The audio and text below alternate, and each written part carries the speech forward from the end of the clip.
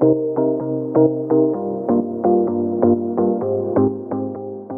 একে বেরিয়ে আসছে পতিত আওয়ামী লীগ সরকারের মন্ত্রী, এমপি ও আমলাদের নানা অপকর্মের তালিকা। তাদের ক্ষমতার অপব্যবহার, নারী কেলেঙ্কারি, ঘুষ, দুর্নীতি, অর্থ পাচার, টেন্ডারবাজি, কমিশন বাণিজ্য ও লুটপাট সহ নানা অনৈতিক কাজের খবর এখন প্রতিনিয়ত সামনে আসছে।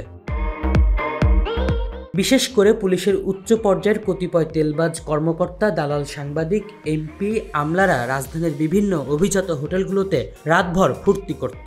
জুয়া খেলা, নারী নিয়ে মাস্তি করা থেকে শুরু করে এসব পার্টিতে অবৈধ টাকার লেনদেন চলত দেদারসে।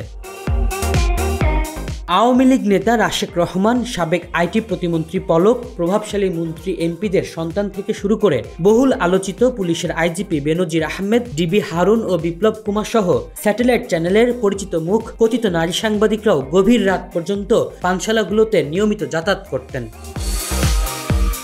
এছাড়া বিনোদন জগতের তারকাদের আনাগোনা ছিল এসব পার্টিতে। গান বাংলার তাপস থেকে শুরু করে চলচ্চিত্র জগতের উঠতি নায়িকা ও মডেলরাও বাদ যাননি এই তালিকা থেকে। জানতে চাইলে এইসব অভিজাত হোটেলগুলোর কর্মকর্তা থেকে শুরু করে কর্মচারীরা নাম না প্রকাশ করার শর্তে এই ঘটনাগুলোর সত্যতা স্বীকার করেন। এমনই একজন কর্মকর্তার সঙ্গে যোগাযোগ করা হলে তিনি বলেন, আওয়ামী লীগের তো তোমার রাশেক রহমান আইতো, তারপরে ৭১ টিভিতে যে লাইভ টেলিকাস্ট করতো না, লাইভ প্রোগ্রাম করতো, ওই মহিলাটা আসতো। তারপরে তোমার হারুন আইতো, তারপরে তোমার কি জানি বলে টিভি চ্যানেলে কাজ করে কয়েকজন আসতো, তো বেশ কয়েকজনই আসতো।